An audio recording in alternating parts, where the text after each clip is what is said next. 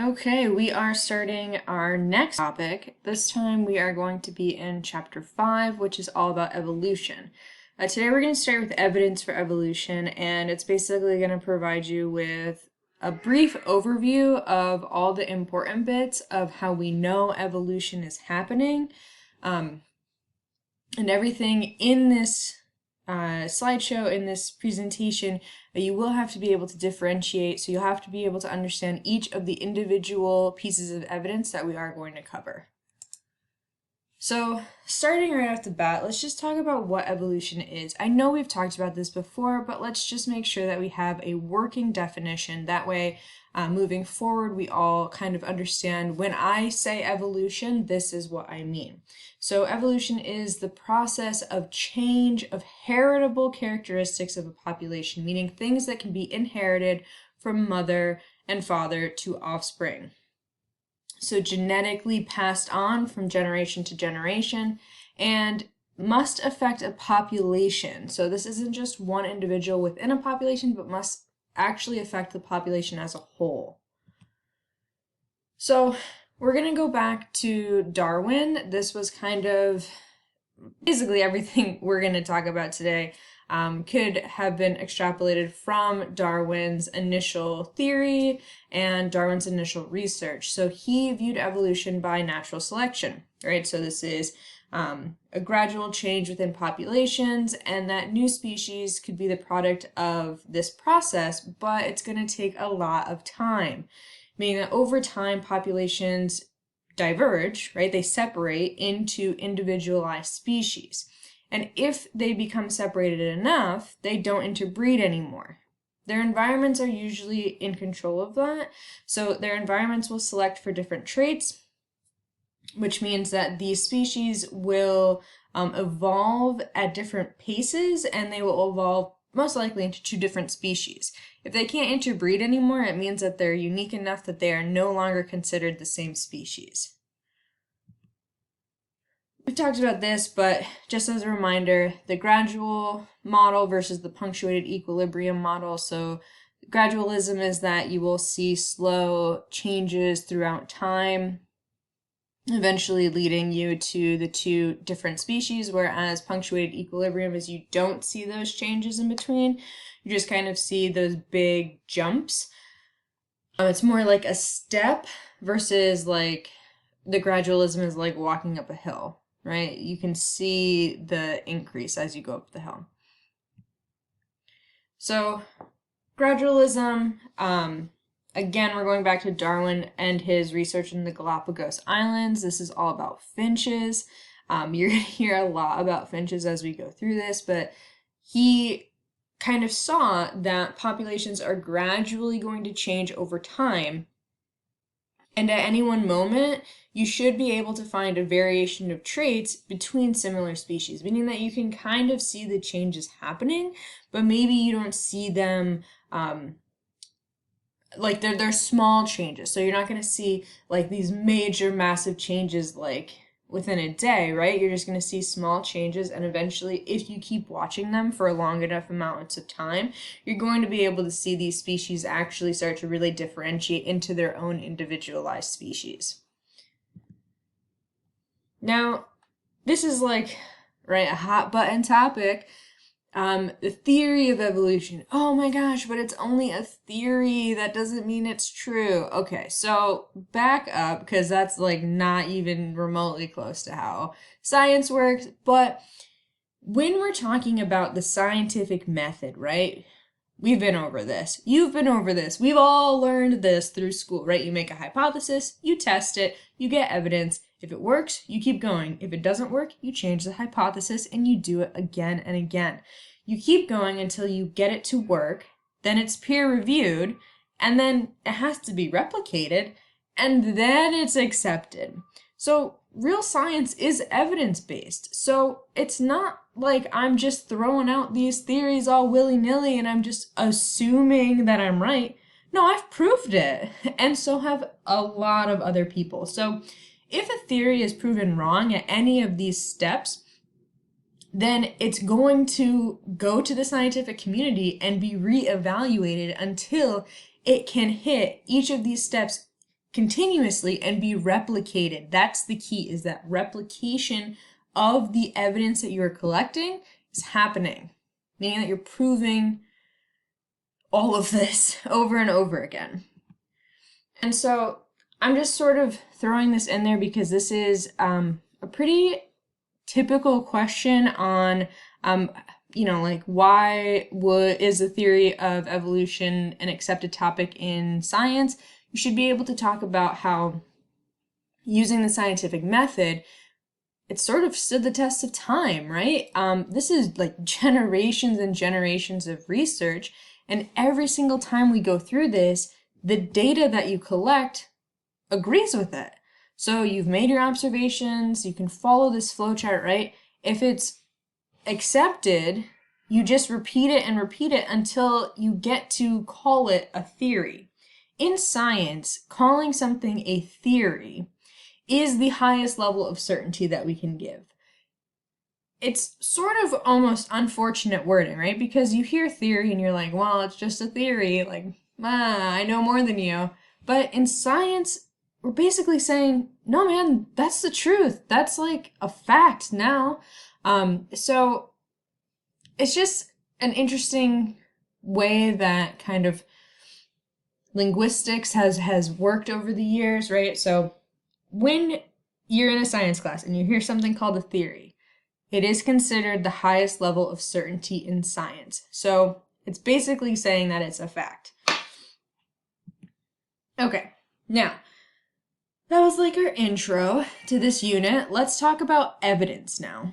So for evidence, we've got 7 different things that we're going to be talking about, and I'm going to go into much more detail on each of these as we go, but this is just kind of an overview of where we're going for the rest of this video. So our first one is fossil records, right? And looking at this picture, you can see that there are differences in the rock patterns as you go from the bottom to the top. So there's 2 types of fossil record dating that we can do. There's relative and absolute. Relative dating is just sort of understanding that the lower the rock is, the older it is, right? Newer rock is going to form on top of older rocks. That's just like how life works, right? And then absolute dating is like being able to actually tell you when the fossils were. So when the fossils were living. So absolute dating is using isotopes. So there's 2 isotopes that we're going to be looking at, C14 and N14, right? Carbon and nitrogen. If there is less carbon, it's older, because as C14 loses its radioactivity, it changes into N14. So if there's less C14, that means there's more N14. And if there's more N14, it means that it's older. Okay, you can measure how old fossils are by determining how much C14 is there, because you can measure half-lives. And so you can see like, okay, if I have this much C14 and this much N14, I know what the half-life of this isotope is, so I can do math and figure out exactly how old within a pretty relative range, right? You're not going to be able to say like, oh, it was from October 17th in whatever year, but you can get a really close range on when that fossil was. So you can kind of, this is just like a general timeline. So if you're looking at the table at the top half, BYA is billions of years ago and MYA is millions of years ago. So you can kind of see that like cyanobacteria was 3.5 billion years ago, whereas land dinosaurs were 65 million years ago. So you can kind of see this is a lot of time. Okay, this is like kind of like unimaginable amounts of time. Like I cannot fathom what a million years is, right?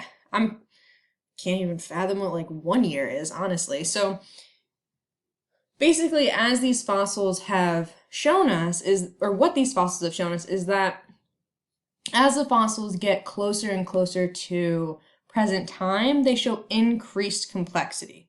I mean, that makes sense, right? Because plants, existed before animals did, and bacteria existed before plants did. And you see that evolution of complexity as you're moving through this table on the top.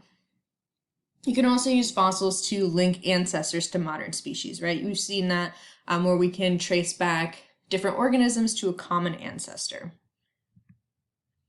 Our next piece is homologous structure. So this is the idea of having a similar structure, but you have different functions. So the origins are the same because the structure is the same.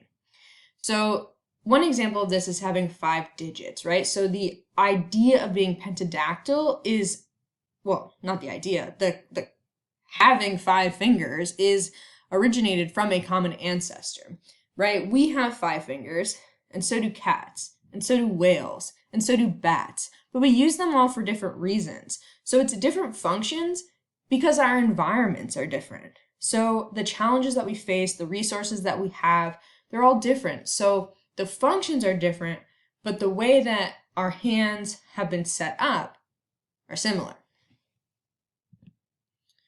This is just like a picture of showing that. So you can see the image on like the right hand of the screen, you can see that you have the same bones, different sizes, but the bones are the same, and the structure of the way the bones have been set up are also the same. So this is homologous structures, and you can see how very different each of those organisms really are, and the function that they would use their arms for is very different. And then there's vestigial and analogous structures. So I'm actually going to start with analogous because it's basically the opposite of homologous. So analogous structures is you have the same function, but a different structure. So in this case, there is no common ancestor because you just have the same function, but the structure itself is completely different.